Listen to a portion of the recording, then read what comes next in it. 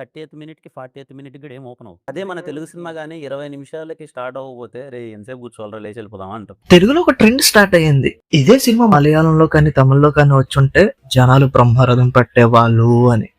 అసలు తెలుగులో సినిమాలు సరిగ్గా తీయలేక కమర్షియల్ అంటూ మీరు వేరే వేరే అంశాలను తీసుకొచ్చి ఇరికించినప్పటికీ కూడా నేను థియేటర్‌కి వచ్చి సినిమా చూడాలంటే ఎట్టా?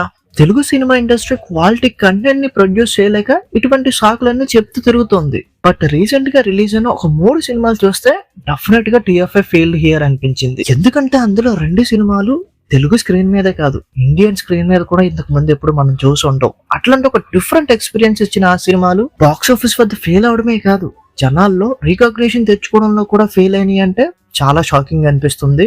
వీడియోని స్టార్ట్ చేసే ముందుగా ఒక లైక్ కొట్టి వీడియోని చూసే ప్రయత్నం చేయండి. దానివల్ల మన ఛానల్ కొంచెం పుష్ అవుద్ది. వాటిలో మొదటిగా రావ్ బహదూర్. ఈ సినిమా చూస్తున్నప్పుడు కానీ, ఈ సినిమా అయిపోయిన తర్వాత కానీ నేనైతే పిచ్చగా ఎంజాయ్ చేశాను. మాహా ఇంతకు ముందు కేజీఎఫ్ సినిమా మీద కొన్ని హార్ష్ కామెంట్స్ చేయడం జరిగింది. ఆ కామెంట్స్ విన్న తర్వాత మాహా మీద నెగిటివిటీ విపరీతంగా పెరిగిపోయింది. ఈడేదో పెద్ద గొప్ప సినిమాలు తీసేసినట్టు, తీసిందే ఒక సినిమా, దానికి ఎందుకింత ఓవర్ కాన్ఫిడెన్స్ తో మాట్లాడుతున్నారు అన్న కామెంట్స్ వచ్చాయి. నాకు కూడా ఆ కామెంట్స్ నచ్చకపోయినప్పటికీ కూడా రావ్ బహదూర్ సినిమా చూసిన తర్వాత ఒక ఒరిజినల్ ఫిలిం మేకర్ కి ఆ మాత్రం గర్వం ఉండడంలో తప్పు లేదు కదా అనిపించింది.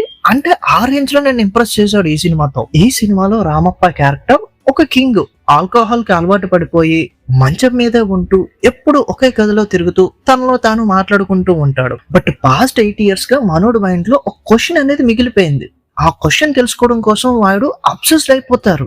వాడు ఒక సూపర్ హీరో అయిపోతాడు అన్నమాట.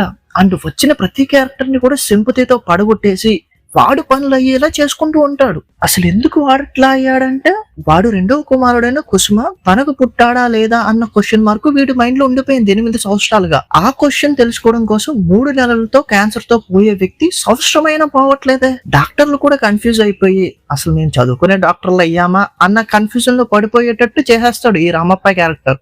అలా వాడు ఏదైతే అబ్సెస్డ్ అయ్యి ఉన్నాడో ఆ క్వశ్చన్ తెలుసుకునేంత వరకు కూడా ఆ బాడీ నుంచి ఆత్మ అనేది పోదు.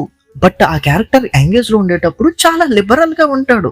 ఈవెన్ దో రాజవంశస్థులు అయినప్పటికీ కూడా ఆ బ్యాగేజ్ అనేది క్యారీ చేయడు. వాళ్ళ ఫాదర్ కి బాగోలేదని తెలిసి ఆ రాజ్యంలోకి వస్తాడు.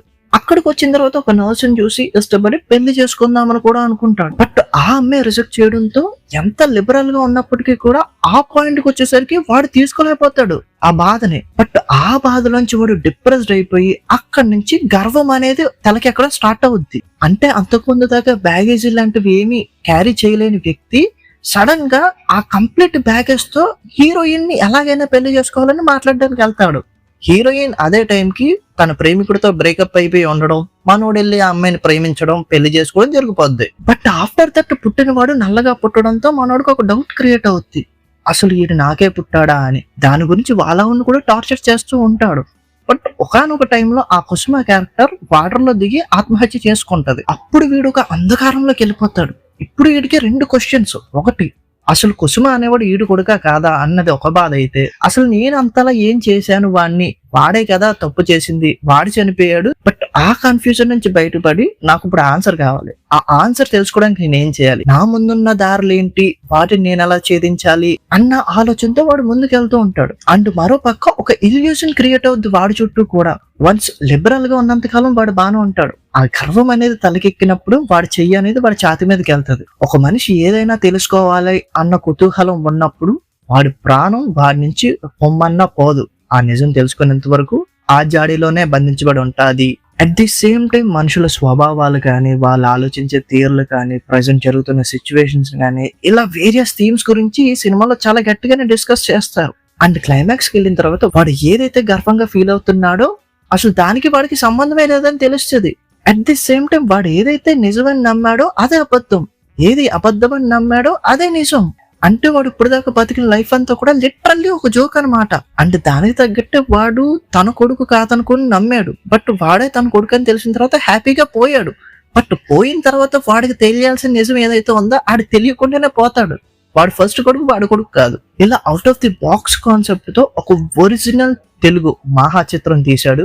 అఫ్ కోర్స్ ఈ సినిమా రిలీజ్ టైంలో చాలా పేషెన్సీ కావాలి, ఈ సినిమా చూడాలంటే అసలు ఏం చెప్తున్నాడో కూడా అర్థం కావట్లేదు అన్న కామెంట్స్ వచ్చాయి.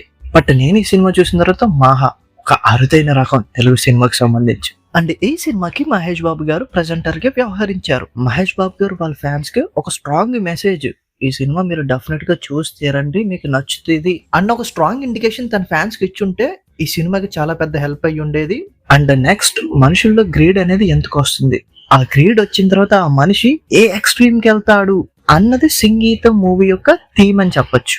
ఫస్ట్లీ ఈ సినిమాలో మాటలు ఉండవు, పాటలే ఉంటాయి అన్నప్పుడు నేనైతే అసలు వర్క్ అవ్వదు. ఎందుకంటే ఒక ఎమోషన్ ని సాంగ్ రూపంలో ఎలా కన్వే చేస్తారు, ఆ ఎమోషన్ డెల్యూట్ అయిపోయే అవకాశాలు ఉన్నాయి కదా అనుకున్నాను. బట్ ఈ సినిమా చూసిన తర్వాత 94 years ఉన్న సంగీత శ్రీనివాస్ గారు లెజెండ్. ఆయన అసలు ఈ సినిమాలో కన్వే చేయాలనుకుంటున్న ఎమోషన్ కానీ పాయింట్ కానీ ఆ మ్యూజికల్ గా మనకి కన్వే చేయడంలో 100% సక్సెస్ అయ్యారనే చెప్పాలి.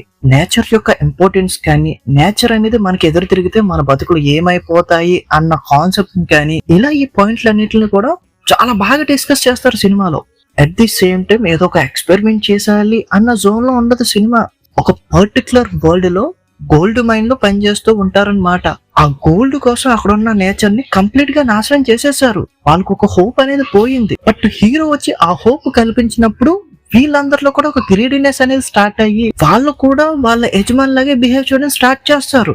అప్పుడు ఆ ఊరికి ఒక కర్స్ రావడం, ఆ కర్స్ వల్ల వాళ్ళ మాటలు పోవడం, వాళ్ళ మాటలు పాటలుగా రావడం, అలా డైరెక్టర్ ఒక ఎక్స్పెరిమెంట్ ని కథలో ఇన్బిల్ట్ చేసి ఒక different out of the box experience ఇచ్చాడనే చెప్పాలి ఈ సినిమా ద్వారా. మేబీ ఇటువంటి సిమిలర్ కథలు చూసి ఉండొచ్చు, బట్ ఈ విధంగా ఇంతకు ముందు ఎప్పుడు ఇండియన్ స్క్రీన్ మీద చెప్పలేదనే చెప్పాలి. ఇంకా when comes to the Deewana, ఇటువంటి కథలు మీరు ముందే చూసి ఉండొచ్చు, బట్ డైరెక్టర్ చెప్పిన విధానం మాత్రం చాలా ఇంప్రెసివ్ గా అనిపించింది. మెయిన్లీ వాడు ఒక అల్లరి చిల్లరగా తెలిగే యువకుడు అయి ఉండొచ్చు, బట్ హీరోయిన్ చూసిన తర్వాత హీరోయిన్ వెనకాల పడడం, ఆ అమ్మాయికి అబ్సెస్డ్ అయిపోవడం, అండ్ ఆ అమ్మాయిని ఎవరైనా ఏమనంటే మనోడు వెళ్ళి వాళ్ళని కొట్టడం, సో ఇదంతా జరుగుతూ ఉంటది. బట్ ఆ లవ్ నుంచి హీరోకి ఒక గోల్ దొరుకుతుంది. ఆ గోల్ నుంచి వాళ్ళ పేరెంట్స్ ప్రేమని ఎలా ఫైండ్ అవుట్ చేశాడు, అట్ ది సేమ్ టైం వాళ్ళ ఫ్రెండ్స్ ఈ త్రూ అవుట్ ఆఫ్ ప్రాసెస్ లో వాడి వెనకాల ఎలా నిలబడ్డాడు, అండ్ ఫ్రెండ్స్ అనే వాళ్ళ ఇంపార్టెన్స్ ఒక వ్యక్తి లైఫ్ లో ఎంత important. At the same time అన్ని పర్ఫెక్ట్ గా ఉంటేనే ప్రేమ కాదు, ప్రేమ అనేది సంథింగ్ ఎల్స్. అలాగే ప్రేమ వల్ల పాడైపోవడమే కాదు, బాగుపడడం కూడా జరుగుతూ ఉంటది. ఆ ప్రేమని ఎలా వాడుకున్నాం అన్నది మన చేతుల్లోనే ఉంటది అన్న పాయింట్ ని కూడా చాలా స్ట్రాంగ్ గా కన్వే చేశారు. ఓవరాల్ గా ఇది ఒక లవ్ స్టోరీ అయినప్పటికీ కూడా చాలా పాయింట్స్ ని డిస్కస్ చేస్తుంది. అఫ్ కోర్స్ ఈ సినిమాలో కొన్ని మైనస్లు ఉన్నప్పటికీ కూడా ఎండ్ ఆఫ్ ద డే ఇది ఒక మంచి సినిమా. ఒక కమర్షియల్ సినిమాలో కంప్లీట్ గా కొన్ని పోర్షన్స్ మాత్రమే బాగుంటాయి, అయినప్పటికీ కూడా వాటిని ఎందుకు అంత పెద్ద బ్లాక్ బస్టర్స్ చేసేస్తున్నాం. అటువంటిది out of the box experience ఇద్దామని చాలా వరకు బాగా అనిపించిన ఈ సినిమాలన్నీ కూడా ఫెయిల్ అవడం అనేది చాలా వర్స్ట్ అనిపించింది నాకైతే. సో ఈ సినిమాల మీద నా ఒపీనియన్ ఇది.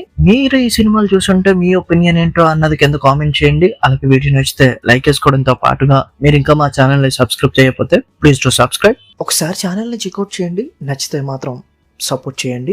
Thank you.